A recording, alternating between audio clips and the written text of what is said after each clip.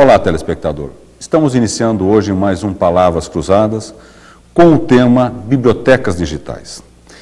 E biblioteca digital ou biblioteca física, todos nós acostumados, eu, você, pessoas de todas as idades. Afinal, a biblioteca está presente dentro da nossa formação.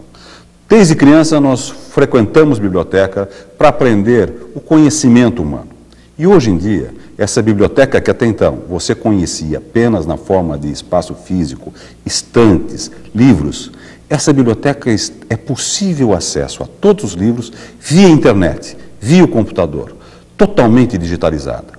E para conversar conosco sobre bibliotecas digitais, estão presentes ao estúdio da TV Unicamp, Luiz Atílio Vicentini, que é diretor da Biblioteca Central da Unicamp, onde começou a trabalhar em 1995.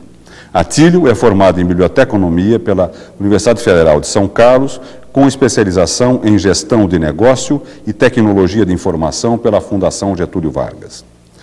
Antes de ingressar na Unicamp, Atílio trabalhou em várias bibliotecas, das quais destacamos a da Faculdade de Odontologia da USP e a do Instituto de Pesquisas de Energia Nuclear, também da USP. Depois, Atílio trabalhou na Promon Engenharia e na Occitane do Brasil, na área de sistemas. Atílio é autor de artigos especializados publicados em revistas na área de biblioteconomia. Está sob responsabilidade de Atílio toda a biblioteca digital da Universidade Estadual de Campinas. Temos também presente ao nosso estúdio Rita Esponquiado, que é formada em Biblioteconomia pela PUC de Campinas e trabalha há mais de 30 anos na Unicamp, dos quais 20 anos dedicada como diretora da Biblioteca do Instituto de Física da nossa universidade. Rita foi a primeira diretora de biblioteca de uma unidade de ensino de toda a Unicamp a implantar a primeira biblioteca digital em 1998. Também está presente ao nosso estúdio Rubens Queiroz de Almeida, que é formado em Engenharia Elétrica pela Universidade Federal de Juiz de Fora e analista de sistema do Centro de Computação da Unicamp. Queiroz foi um dos responsáveis pelo desenvolvimento do software Know-how, que possibilitou a criação da Biblioteca Digital da Unicamp. Queiroz é autor de 4 livros: Linux, Dicas e Truques, Palavras Mais Comuns da Língua Inglesa, Reading in English, uma maneira divertida de aprender inglês, e Leitura nos Oceanos da Internet, livro este coordenado pelo professor Ezequiel Teodoro da Silva, da Faculdade de Educação da Unicamp. Eu sou Marcos Vinícius Osores, jornalista e pesquisador do Laboratório de Jornalismo. Faremos um breve intervalo e voltaremos daqui a pouco com o nosso Palavras Cruzadas, cujo tema hoje é Biblioteca Digital. Até já!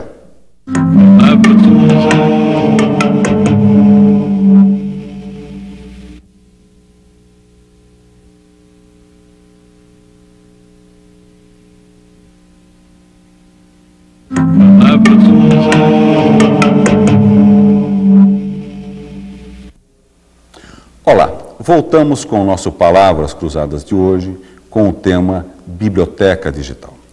Mas antes de entrarmos no tema mesmo desse programa, sobre biblioteca digital, biblioteca disponibilizada na internet, nós vamos conversar com os nossos convidados sobre o que é biblioteca, quando surgiram as bibliotecas, as primeiras bibliotecas do mundo. E aí eu gostaria de perguntar aqui para o Atílio. Atílio, uma das primeiras bibliotecas do mundo que nós temos notícia é a Biblioteca de Alexandria, que surgiu no Egito, que foi criada no Egito ainda no ano, acho que 280 a.C. e que perdurou durante 7 séculos. Como era essa biblioteca?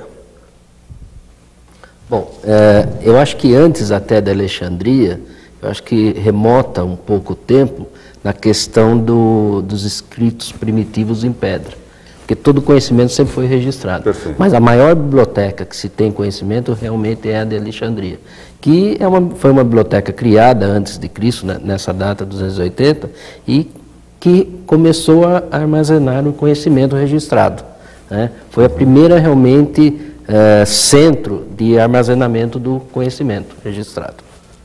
Porque o que é importante a gente destacar para o telespectador é que São nas bibliotecas, na verdade, que são conservados o conhecimento humano, o conhecimento da civilização humana. Né?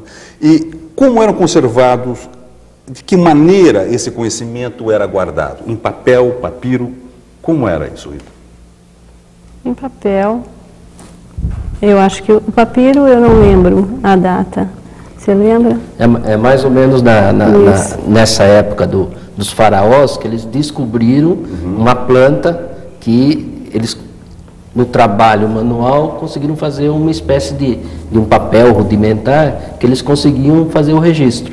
E aí surgiram os papiros. Na verdade, a Biblioteca de Alexandria, os primeiros acervos sempre foram em papiros. Então, o grande registro documental foram os papiros realmente. E também era conservado em peles de animais? Em peles de animais. Antes da descoberta do papiro, eles usavam peles de animais também. Mas o grande advento do registro foi o papiro, né, que foi feito nessa época aí dos faraós. A Biblioteca de Alexandria, o que diz a história nos narra, é que ela foi destruída por volta de 416 por um bispo cristão, não é isso? E aí nós não temos mais biblioteca no mundo, nós vamos ter biblioteca onde? Nos monastérios, é isso? No monastério. Na realidade, a era cristã, com o domínio da era cristã, os monastérios passaram a fazer os grandes registros. Como é que eram feitos os livros nesta época? Os livros na frente eram todos manuscritos. Né? Se o público, a maioria do público já deve ter assistido aquele filme O Nome da Rosa, ele registra bem essa fase, que eram justamente os escribas, né? Que eram todos dos monastérios que faziam todo esse registro do conhecimento. Né, os escribas que existiam e o acesso a essa informação, a esse conhecimento também era restrito. O que vai mudar depois? O que muda depois é a imprensa. É a imprensa.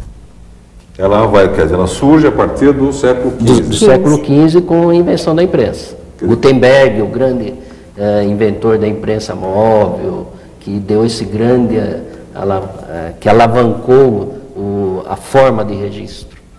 Que isso possibilita uma grande expansão e a produção de livros impressos.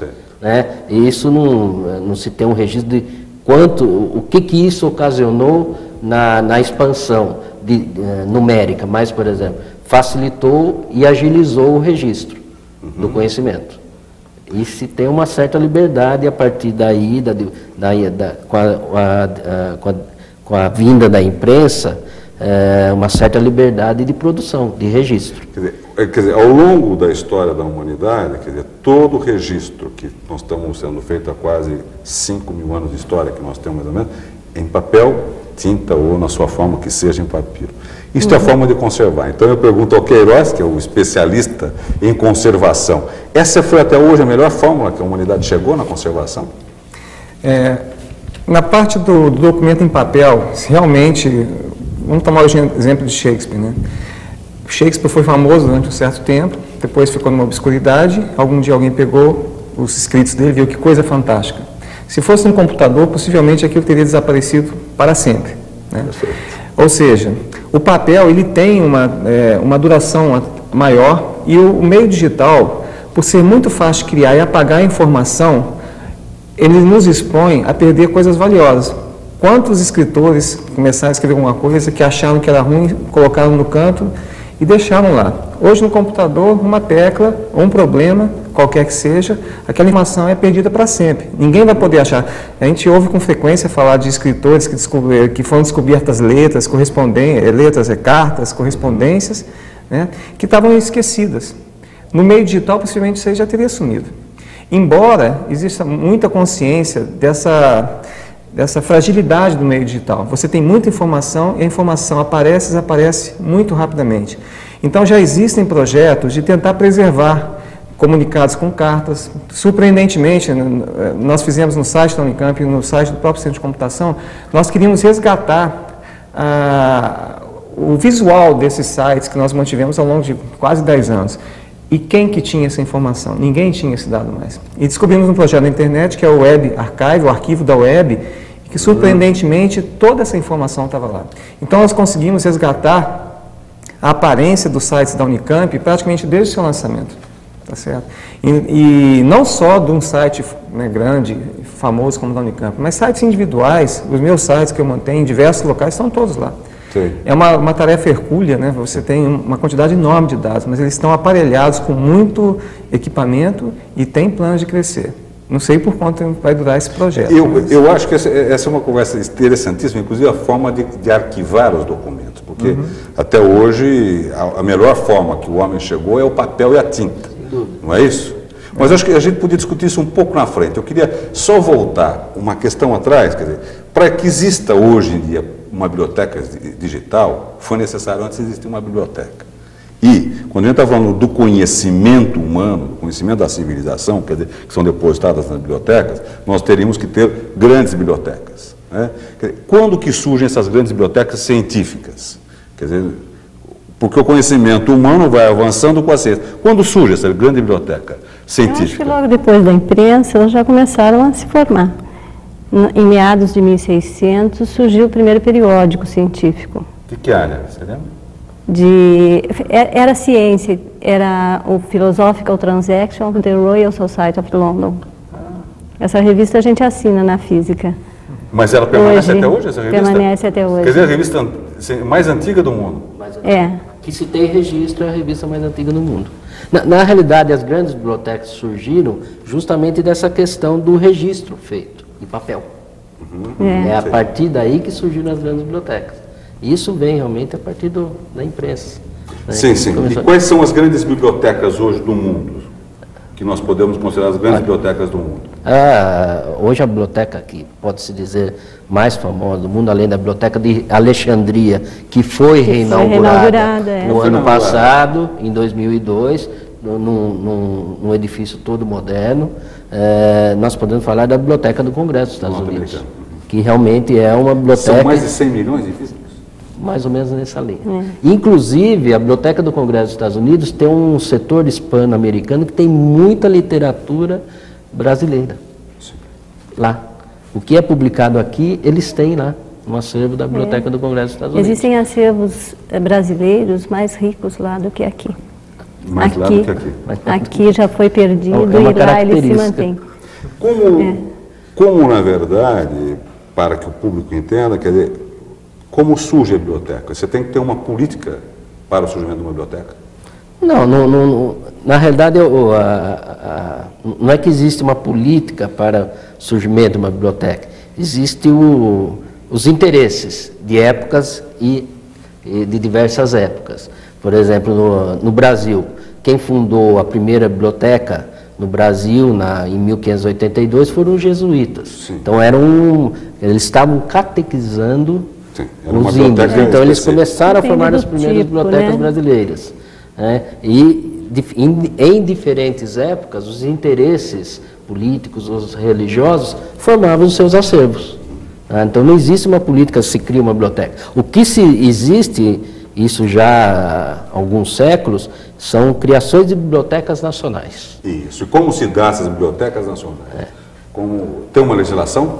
Tem uma legislação. Na verdade, a missão de uma biblioteca nacional é armazenar toda a produção divulgada no país. Então, por exemplo, todo livro publicado no Brasil deve existir um exemplar na biblioteca. Também ou não? Como depósito legal, né? Como depósito legal. As revistas científicas e... nacionais são depositadas na Biblioteca Nacional do Rio de Janeiro. Jornais e livros principalmente. Então, na verdade, a Biblioteca Nacional do Rio de Janeiro, que foi fundada em 1810, ela tem a mesma característica de uma Biblioteca Nacional de qualquer país. Perfeito. É o depósito legal do país da produção. Quer dizer, a Biblioteca Nacional do Rio, assim como a Biblioteca Nacional da França, dos Estados Unidos, a Biblioteca do Congresso, que cumpre esse papel. Quer dizer, elas são fiéis depositárias de toda a produção do país ao longo da existência desse país. Da existência da imprensa, para falar desse que tem imprensa inscrita. Sem dúvida, sem dúvida. Tem uma característica, a Biblioteca Nacional do Brasil, ela de uns anos para cá, não saberia dizer qual é a data, ela não deposita mais as teses defendidas nas universidades. Isso ficou existe uma determinação na época, que as teses defendidas nas universidades ficam nas universidades, só que o registro disso é feito no Instituto Brasileiro de Informação em Ciência e Tecnologia, em Brasília. Então, ela deixa a produção científica das universidades nas universidades. Eu acho que é uma questão também de espaço físico. Sim, sem dúvida, porque senão eles vão crescer cada vez mais. Bom, mas agora vamos voltar agora, eu acho que a gente tem que, o nosso programa é sobre biblioteca digital, e começar a conversar o seguinte: quando surge a ideia de se criar a biblioteca digital, não na Unicamp, já no mundo? Quando é que surge isso? Quando é que isso é possível? Quando isso foi possível? Bom, exatamente, a primeira biblioteca digital eu não tenho conhecimento, mas nos Estados Unidos também houveram várias iniciativas nesse sentido. Tá? No nosso caso particular, no centro de computação, a preocupação era tornar acessível para a comunidade que visita não apenas teses, livros, etc., mas o conhecimento em geral. E o conhecimento pode ser uma mensagem, intercâmbios entre pessoas, páginas, websites. Então, o projeto do qual gerou o know-how, que é a nossa biblioteca digital, ele começou por volta de 98, quando a Unicamp tinha por volta de 500 servidores web e mais de 1 milhão de páginas web espalhadas aqui. Então, nós não sabíamos achar as coisas aqui dentro. E sempre que tem uma reportagem na mídia citando algum produto da Unicamp, alguma pesquisa, invariavelmente os nossos telefones começam a tocar. E é um tanto constrangedor você responder que não sabe onde se encontra a informação sobre aquilo. Então, houve essa preocupação de indexar o conteúdo. Então, foram instalados softwares que varriam o conteúdo da Unicamp e indexavam, como os buscadores que existem na internet. Então, nós criamos um buscador interno para a Unicamp. Isso em 98? Por volta de 98. Porque a Rita criou a primeira biblioteca em 98 também. Em 98 também. Foi. Quer dizer, vocês desenvolveram um software e a Rita criou a primeira biblioteca digital. Sim, mas paralelamente. Esse software, na verdade, nós não desenvolvemos. Nós pegamos um software livre na internet, nós tentamos algumas alternativas comerciais, mas o custo é proibitivo. Um software desse que indexa conteúdo de diversos websites, na época estava por volta de $110 mil. E então nós chegamos a fazer um experimento. Na época, a Netscape oferecia um software desse gratuitamente, mas depois de nós usamos por uns 2 anos, mas depois com a venda para a América Online, esse software deixou de ser gratuito. Então nós passamos por um outro software que se chama HTDig, que inclusive é o que indexa hoje o conteúdo da biblioteca digital. Então, nós ficamos com esse software por algum tempo. E nos últimos anos, nos últimos 2 ou 3 anos, o Google, ele indexa gratuitamente conteúdo de websites de universidades. Então, é o que está sendo usado hoje. Bem, a questão do software know-how desenvolvido pelo Centro de Computação da Unicamp, nós vamos discutir no próximo bloco, porque nós faremos um pequeno intervalo e voltaremos já com o nosso Palavras Cruzadas de hoje, com o tema Biblioteca Digital. Até já!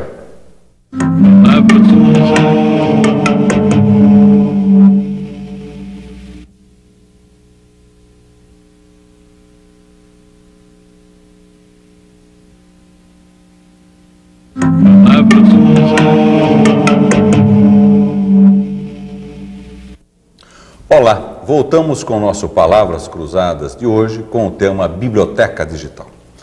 No bloco anterior, eu conversava aqui com o Queiroz sobre o software que ele ajudou a desenvolver, chamado Know-how. Como estou falando, N-O-U-R-A-U. Se abrasileirou o know-how em inglês, não é? Bom, Queiroz, como é que foi o desenvolvimento desse software para a criação de biblioteca digital e qual a diferença dele para os demais softwares que então já existiam? Originalmente, o objetivo do desenvolvimento do know-how foi justamente de oferecer o conhecimento da universidade ao público em geral. No desenvolvimento original, nós não pensamos em termos de uma biblioteca. Nós queríamos apenas pegar documentos digitais em qualquer formato que fosse, guardá-los e fazermos uma indexação de forma que você pudesse consultar a partir do seu conteúdo. Na apresentação que foi feita do software original, nós convidamos a Biblioteca Central e diversas outras pessoas na Unicamp, e o Luiz ele identificou uma possibilidade bem real desse software, com algumas adaptações, poder ser utilizado juntamente com os sistemas informatizados da Biblioteca Central. E foi uma associação bastante proveitosa, porque a modificação inicial que foi solicitada foi bem pequena, foi coisa de 1 semana foi feita, e o Luiz já começou a trabalhar, e o software começou a tomar uma vertente nova na Biblioteca Central, com as ideias da biblioteca, E ele se tornou extremamente fácil de ser usado com as adaptações que foram feitas. Então o sistema hoje ele se comunica com outros sistemas de bibliotecas. A parte manual de cadastramento de teses praticamente não existe no know-how. Ele pega os dados a partir dos outros sistemas já existentes, mas isso o Attilio pode falar melhor, né? Uma coisa que é interessante no desenvolvimento desse software é que ele é um software livre. Quer dizer, qualquer pessoa pode usar esse software para a finalidade que quiser. Desde hoje, os computadores... É o mesmo princípio do Linux. O mesmo princípio do Linux. Para o telespectador saber, o Linux é um software livre, sim, disponível na internet. E livre, assim, nós evitamos de falar gratuito, porque gratuito é uma coisa, e uma coisa pode ser gratuita e pode não ser livre. Por exemplo, eu dou um software, mas daqui a um ano você vai ter que me pagar para continuar usando. O software livre implica liberdade. Você tem a liberdade de usar, de modificar, de distribuir e de fazer com ele o que você bem entender. Então, o know-how só foi possível por causa desse conceito, porque, na verdade, eu diria que do código que o know-how usa, só 10%, talvez nem isso, tenha sido desenvolvido na Unicamp.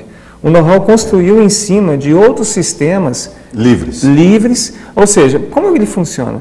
Um documento é colocado no know-how. Então, se ele for um documento, por exemplo, da Microsoft, um doc, todo documento que quer colocar no sistema, ele tem que ser convertido para um formato texto puro, ou seja, um formato que você só tem as letras, não tem formatação nem nada, e o indexador trabalha em cima disso. Então, nós temos um indexador que converte Microsoft Doc para texto puro, chama-se Anti-Word. É usado para diversas outras finalidades e nós usamos na biblioteca. Por exemplo, um documento que é um formato padrão, PDF, que é os documentos da biblioteca. Então, existe um conversor de PDF para texto. Tem um buscador, que é o HTDig, que também é um software que vai naquele conteúdo enorme e cria os índices de forma que as pessoas possam achar o conteúdo. HTDig. HTDig é uma abreviação. HT é o protocolo de comunicação da internet, é o idioma da internet. E DIG é cavar. Então, é um software que ele basicamente varre a internet, coleta as informações e monta um índice, de forma que eu saiba voltar onde que eu quero. Perfeito. Né? Então, esse software ele foi utilizado na Unicamp para indexar o conteúdo na época dos 500 sites que nós tínhamos, e na biblioteca digital... A Unicamp tinha 500 sites nessa época? Isso em 98, deve ter crescido muito mais, né? Isso já fazem quase 5 anos, 5, 6 anos. Né? Então, se naquela época tinha 1 milhão de páginas, hoje deve ter... Tinha 1 milhão de páginas há 6 anos atrás, só a Unicamp? Só a Unicamp, exatamente.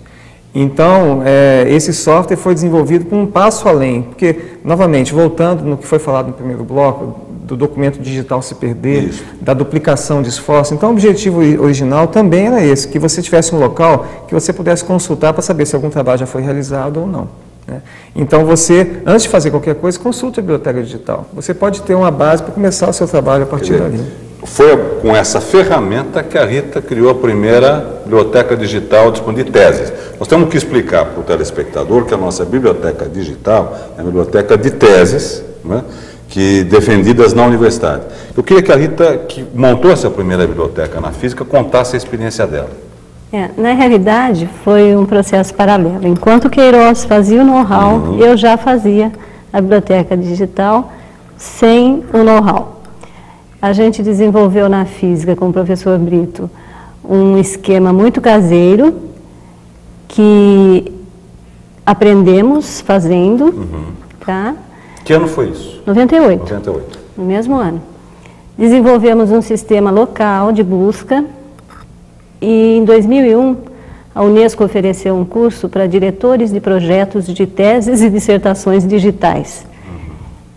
E o Luiz faria também esse curso, não pôde ir. Eu fui a única da Unicamp que acabou fazendo o curso em Recife. Um curso muito bom, que me deu a visão que eu precisava para, de fato, colocar a coisa para frente.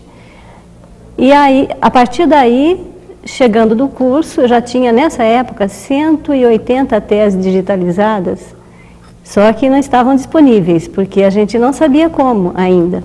Quer dizer, já tinha toda digitalizada? Já. Eu fiquei trabalhando ali com a digitalização apenas, até montar um acervo considerável para poder disponibilizar.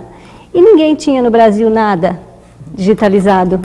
Quando eu cheguei nesse curso, a gente descobriu que a USP lançaria o banco de teses com 39 teses. E você já tinha? Eu já tinha 180, e guardadinhas lá, e sem padrões ainda para disponibilizar.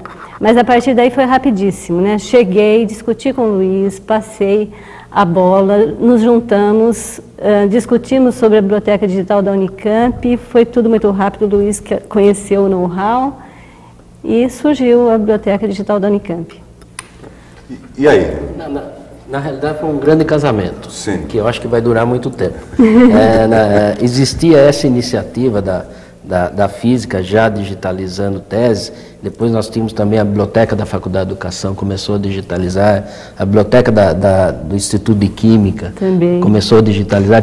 O ano de 2001 começou a fervilhar essa questão da digitalização. E as outras bibliotecas também têm interesse, mas não tinham a iniciativa de uma infraestrutura para poder digitalizar. E, coincidentemente, o Queiroz realmente me convidou para assistir uma palestra sobre educação à distância, lá no Centro de Computação, e eu vi a apresentação do know-how. E é como a Rita colocou, ela foi nesse curso, veio com as ideias, a gente conversou, mas a gente não tinha ainda como fazer esse casamento. E quando eu vi o know-how, eu falei, tá aí o software que nós precisamos para criar a biblioteca digital de tese da Unicamp. E o mais interessante é que a biblioteca digital, a primeira proposta era a biblioteca digital de tese da Unicamp. Ela extrapolou isso.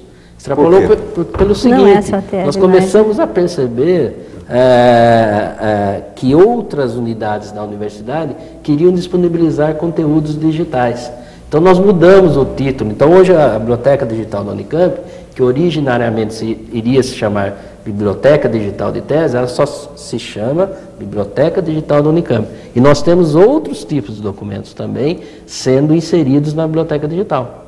Quais outros documentos? Eventos realizados na universidade, trabalhos apresentados em eventos. Revistas especializadas? Tem revistas eletrônicas, nós estamos fazendo a linkagem, que são revistas produzidas eletronicamente na universidade, nós temos o link na Biblioteca Digital. E temos também uma iniciativa do Centro de Memória, que tem um acervo sobre a cidade de Campinas de recortes de jornais. E a proposta do Centro de Memória é disponibilizar os 40 mil recortes de jornais sobre a cidade de Campinas na Biblioteca Digital. E aí, como é que faz a busca desses recortes de jornais?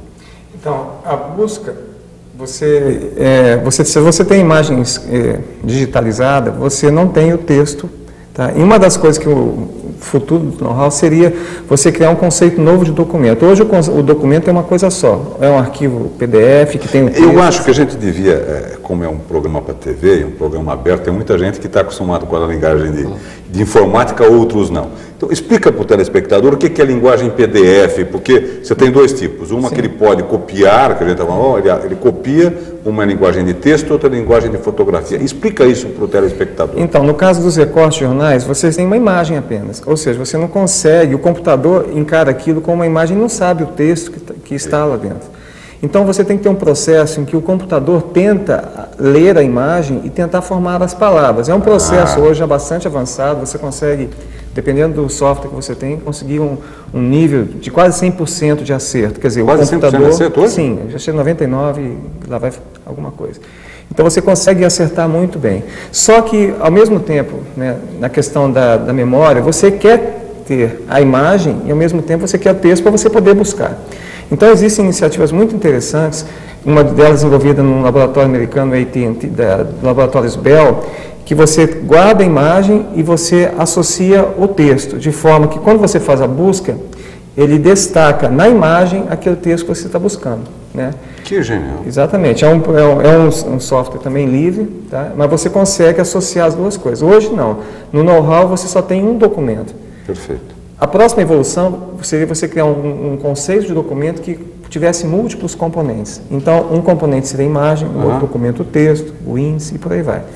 Então, no momento, é uma coisa que nós desejamos fazer, levar o software nessa direção, de forma que ele possa ter um documento com múltiplos componentes. Né? Exatamente. Então, no caso dessa imagem, né, você pode, o que o know-how oferece hoje, se você ter a cada imagem uma descrição, palavras-chave, etc., de forma que a pessoa pudesse chegar no documento e, examinando a imagem, certificar se aquele conteúdo interessa. Olha, um detalhe, vamos supor que uma tese que é defendida, ela tem como o assunto da tese, ela foi gerado um vídeo também. Perfeito. Então, a ideia é que esse documento, a tese, ela é colocada na biblioteca digital como um texto. Como um texto. E você tem um link no conteúdo da tese para esse vídeo. Sim. Então, essa é a segunda etapa que nós temos que começar a trabalhar. Quer dizer, uma verdadeira multimídia, na verdade. Justamente. Aí é um verdadeiro multimídia. Eu acesso, eu tenho imagem, tenho som e tenho tudo porque dentro da mesma biblioteca. A característica atual é nós recuperarmos sempre o texto. Então, nós temos que começar a nos preocupar com justamente a multimídia, que existe junto com essas teses. Que isso acontece muito na área médica, existe muito na área médica, na área de educação, tá? Na área de educação existe muito. Então, é uma segunda etapa que nós temos que começar a trabalhar com as teses no banco digital. Perfeito. É uma característica. Logo vai ter mais um documento novo, né, Luiz? Que é o e-book. Nós já temos O que é o e-book? a Rita que tem o primeiro e-book. Como é que é o e-book? Conta para o telespectador o que é um e-book. Um e-book. É um livro inteiro, eletrônico, né? Ele vai ser acessado inteirinho na internet. Nós editamos na Biblioteca da Física, em 99, um livro em homenagem ao professor Gleb Vatag, que foi um dos fundadores do Instituto, por ocasião dos seus 100 anos. Um livro em papel. 1999. Um livro em papel com trabalhos selecionados dele. E esse livro tem 60 e poucos trabalhos. E no e-book a gente tem 146 dos 157, eu acho. Não sei os números exatamente, mas quase todos os trabalhos dele estão no e-book. O e-book já está pronto. Nós estamos esperando sair pela Biblioteca Nacional o ISBN dele, que é diferente do ISBN do papel. Diferente. E assim que estiver pronto, vamos disponibilizá-lo na Biblioteca Digital. Vai ser o primeiro e-book. Que vai ser disponibilizado, quer dizer, ou seja, em casa ele pode fazer o download do livro completo. Pode. Qual é a diferença, para a gente entender, de um e-book de uma tese de fazer o download? Existe alguma? Ou é a mesma coisa? Não, eu estou dizendo do termo. Né? Porque e-book, para o telespectador, é e-livro, né? E-livro. A gente tem o costume de usar as palavras em inglês, mas é e-livro, né? E-mail livro, não é? O e-book ele vai estar em HTML, né? Porque você não vai baixar o livro inteiro. Você vai consultar e, de repente, você vai poder pegar um pedaço que te interessa, um dos artigos, 2. Sempre como imagem? Sempre como imagem. Aí HTML acho que não, aí é texto. É como texto? É texto. Como texto. É como texto. Essa questão do e-book, né, é uma coisa boa, mas traz alguns perigos. Né? Então, você tem hoje leitores especializados, quer dizer, um computador que você só lê o livro. Então, na propaganda do livro digital, né? Isso, do livro digital. O livro digital é que você, por exemplo, você não precisa mais ter diversos livros. Você vai ter apenas um aparelho e você se conecta na sua casa e você baixa o livro que você quiser. Você pode ter acesso às anotações, né, que alguma pessoa fez. Você, por exemplo, o livro, um professor famoso, um erudito, etc. Você pode ter acesso ao livro que aquela pessoa leu e marcou. Então, você tem acesso a essas informações. Esse é o lado bom, né? O lado ruim é que as empresas, claro, têm um objetivo de ganhar cada vez mais dinheiro. Então, você tem algumas manifestações no sentido que o livro pode ser aberto, quer dizer, se você abrir o livro no computador, quer dizer, você viu o livro. Então, esse livro pode ser aberto 10 vezes, depois você tem que pagar de novo. Então, já existe o termo que não é mais biblioteca digital, é geladeira digital, porque você vai nas coisas de geladeira para estragar. Né? Então, você vai usar o livro, né, nesse sentido. Para evitar a distribuição, quer dizer, o livro ele vem criptografado. E aí você tem algumas coisas assustadoras, quer dizer, você não vai poder mais emprestar um livro para alguém, porque só você, o seu leitor, que está habilitado a ler aquele tipo de coisa. Então você não pode emprestar o livro, que é um dos grandes prazeres da leitura, é justamente você poder compartilhar suas ideias, dar um livro para um amigo, etc. Então, eu acho que a tecnologia é muito interessante. No caso da Unicamp, hoje toda a informação, praticamente toda a informação é livre, quer dizer, nós, como universidade pública, temos esse objetivo de transmitir o conhecimento, gerar mais conhecimento. Então, nesse caso, nós não temos essa preocupação. Mas os grandes órgãos de mídia, etc., eles realmente querem eles maximizar seu lucro. Maximizar o lucro. Né? Exato. Bem, nós estamos encerrando mais esse bloco do Palavras Cruzadas e voltamos daqui a pouco com o nosso programa de hoje, que o tema é Biblioteca Digital. Até já!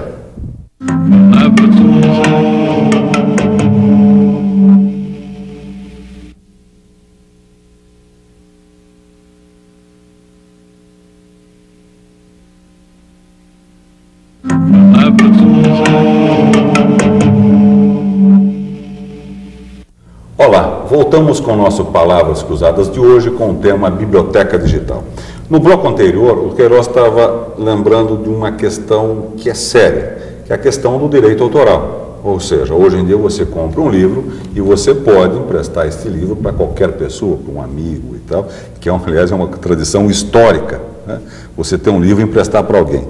E com o advento da internet, com o livro digital e com essa linguagem criptografada, ou seja, você precisa ter uma senha, a questão só você tem direito a ler o livro e não emprestar o livro. Por isso, né, muda um pouco. Então tem seu lado bom e seu lado ruim. E eu aproveito e pergunto para o Atílio, que é o diretor da Biblioteca Central e da Biblioteca Digital da Unicamp, que é considerada a maior biblioteca digital do Brasil de teses, né, de mestrado e doutorado, como é a questão do direito autoral. Atílio. Na realidade, nós respeitamos o direito autoral. A tese só é inserida na biblioteca digital com a autorização do autor e a ciência do orientador desse pesquisador. Uma pergunta para que as pessoas entendam. Se você faz uma coisa sem autorização, o que acontece? Ela não é inserida. Não, você é processado. Não, existe a lei do direito autoral, se eu não me engano, a lei 6.120, que rege essa questão de direito autoral. Perfeito. Você não pode nunca copiar um livro no todo. A lei permite que, para fins educacionais, você possa copiar ou fazer xerox de parte do livro, perfeito, capítulos do livro. E a Unicamp tem um critério de respeito à lei do direito autoral. O mais interessante é que esse respeito à lei do direito autoral, ela já existe na Unicamp desde 1977, quando ainda nós não tínhamos biblioteca digital e nem internet. Perfeito. Como se dava isso? Um formulário que o autor, ao defender a tese e produzir a tese, ele permite à Unicamp, desde 1977, que se reproduza em xerox o seu trabalho integral. Texto completo. Toda a integralidade da tese pode ser reproduzida. Desde 1977. O que mudamos com a biblioteca digital, nós atualizamos esse formulário. Na realidade, hoje ele autoriza a fazer xerox e disponibilizar na biblioteca digital. Perfeito. Então, a Unicamp sempre respeitou o direito autoral desse pesquisador que defendeu a tese. Tá. Rita, e na sua unidade, você que tem a maior biblioteca digital da sua área de uma unidade, né? Teve algum problema? Teve alguém que não permitiu que a tese fosse copiada, fosse disponibilizada? Teve.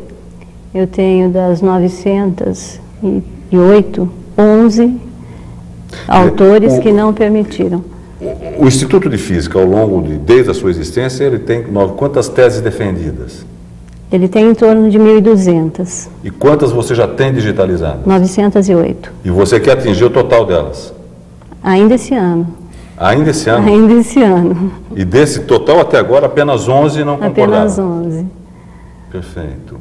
Normalmente são teses que ou vão gerar patente ou trabalham com dados nucleares que ainda não foram bem definidos e não podem ser divulgados, e os autores tomam um certo cuidado.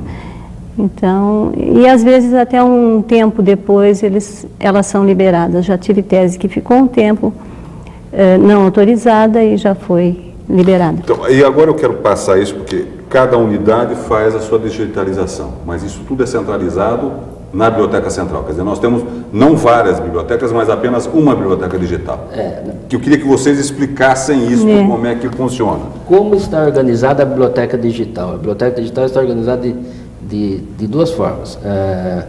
Tanto o acesso quanto a entrada dos documentos digitais, ele é centralizado e integrado. Né? A física mantém os documentos digitais no equipamento da física. A Química também mantém as teses no equipamento no Instituto de Química. E o restante das unidades envia para um equipamento que fica no centro de computação, que ele faz a linkagem com todas as teses. Perfeito. Tá? Uma característica, a Biblioteca Central da Unicamp, ela atua como depósito legal das teses impressas. Recentemente nós tivemos a notícia que a Unicamp atingiu 20 mil teses. Isso, 20 mil teses. Desde do início da pós-graduação na universidade. E na biblioteca digital da Unicamp hoje, nós já temos 10% dessas teses. Nós temos 2.100 teses já disponíveis na biblioteca digital. E isso em um ano. Em um ano. A Rita comentou que na física ela tem restrições de 11 teses. Das restantes das teses que eu recebi para colocar na biblioteca digital, somente 2 restrições. Aí uma outra característica, o autor, ele também pode pedir uma restrição de não disponibilizar por 2 anos essa tese. Perfeito. Ou após 2 anos, ele pede que nós entremos em contato com ele para saber se a tese pode ser disponibilizada ou não. Então eu tenho, na realidade, na Biblioteca Central, 2 teses em formato digital guardadas dentro da gaveta, que só daqui a 2 anos nós vamos colocar na Biblioteca Digital. Quais são os números da nossa Biblioteca Digital? 2.135 teses. E acessos? Acessos em torno de 3.000 visitas dias, com 60 mil downloads já feitos nas teses. Já feitos 60 mil downloads? 60 mil downloads. 60 mil downloads. Isto... Downloads, cópias. Cópias. Esclarecendo que o download é então, a cópia da tese. Então são 3 mil visitas dia? Em torno disso. Em torno de 3 mil, de 2.500. A nossa é considerada a maior biblioteca do Brasil de teses? De teses, atualmente sim. Atualmente sim.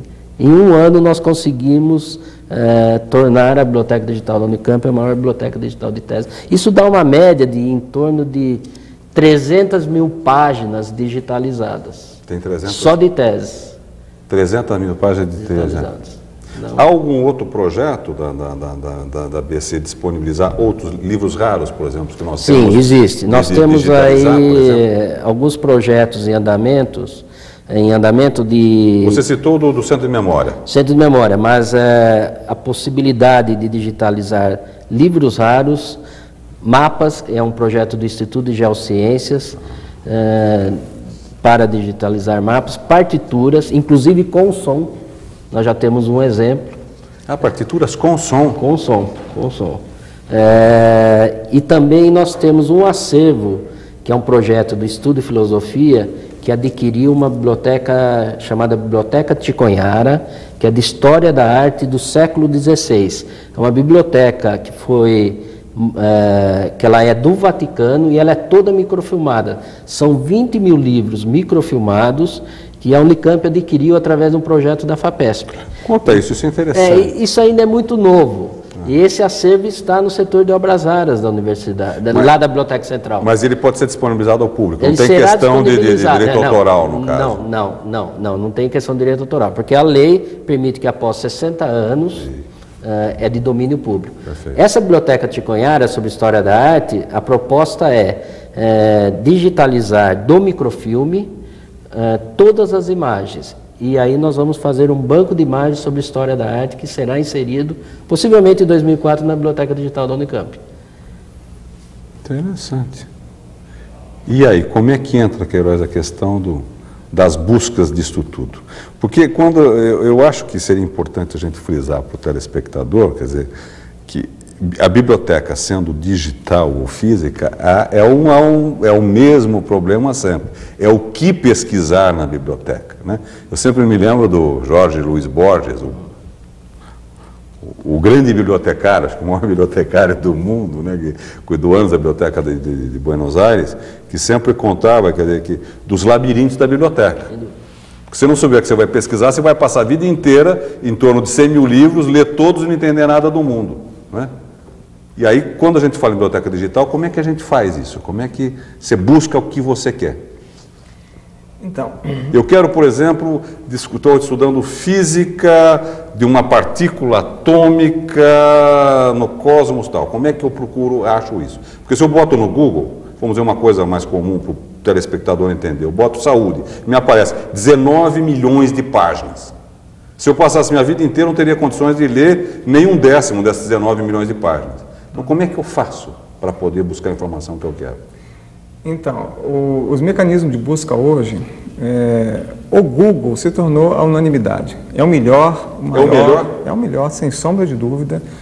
Então, ele está anos-luz de distância dos outros, tá?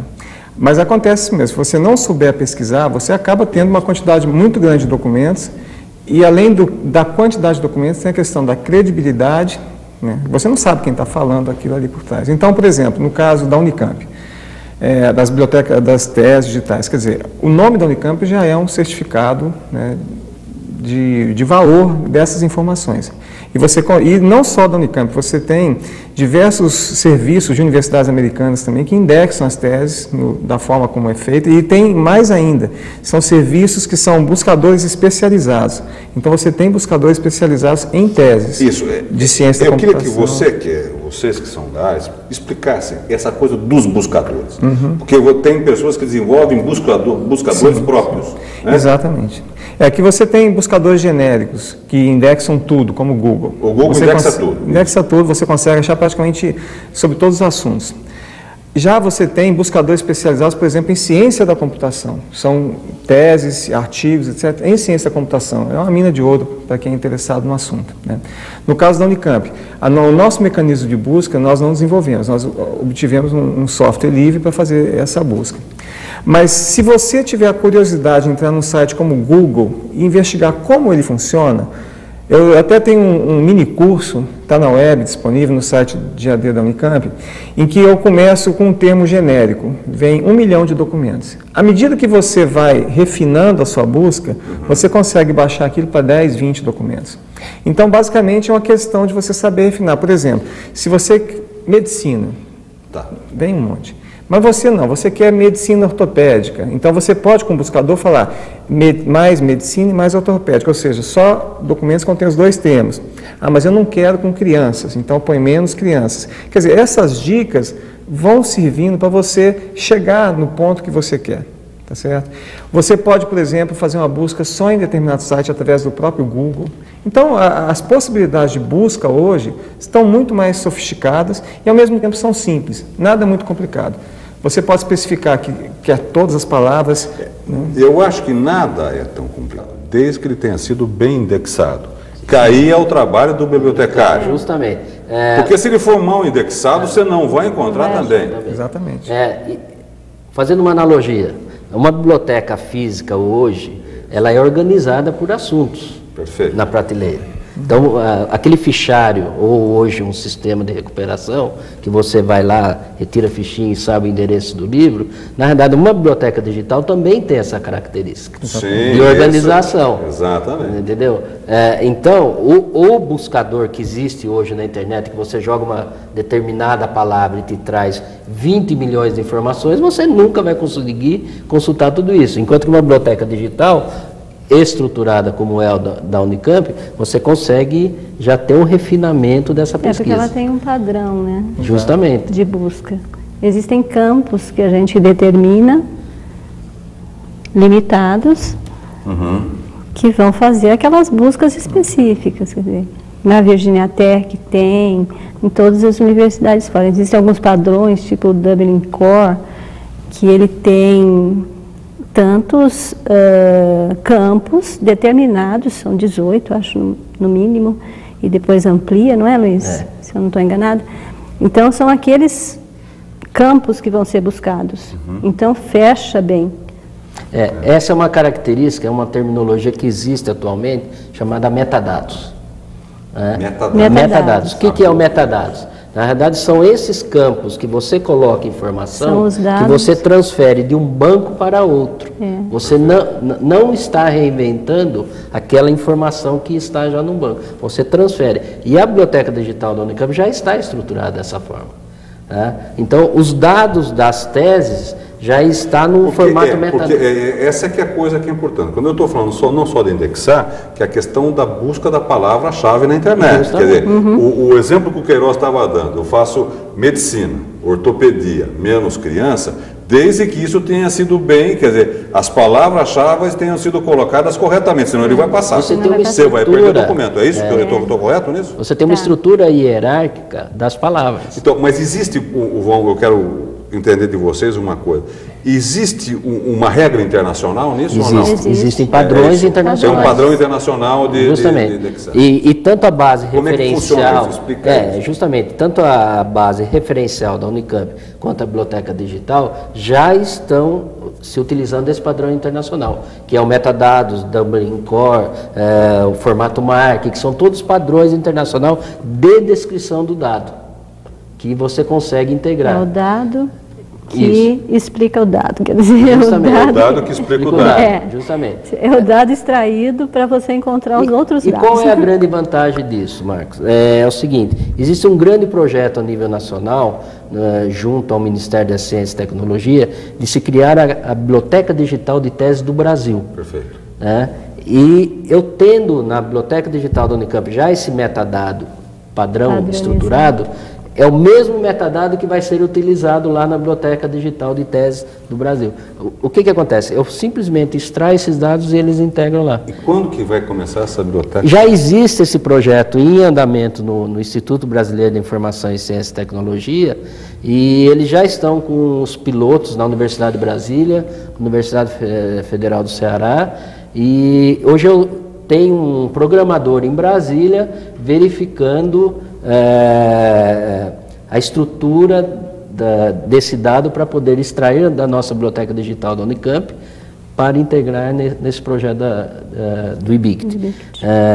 Porque eles querem os dados da Unicamp, que é a maior biblioteca digital de tese. Muito bem. A gente podia ficar horas conversando, mas infelizmente o nosso tempo é limitado e nós estamos encerrando o nosso Palavras Cruzadas de hoje, e eu gostaria de agradecer a presença do Queiroz, da Atílio, da Rita, por essa conversa livre, descontraída, mas agradável e que informou, acho que razoavelmente bem o telespectador sobre o que é a Biblioteca Digital. Bem, eu agradeço a todos vocês, agradeço a você, telespectador, e o convido para o próximo Palavras Cruzadas. E peço a você que escreva para o endereço que você vê debaixo aí no seu aparelho de televisão, sugerindo programas e nomes de pessoas que possam participar aqui conosco neste programa da TV Unicamp, no nosso Palavras Cruzadas. Até mais. Palavras Cruzadas. Palavras Cruzadas.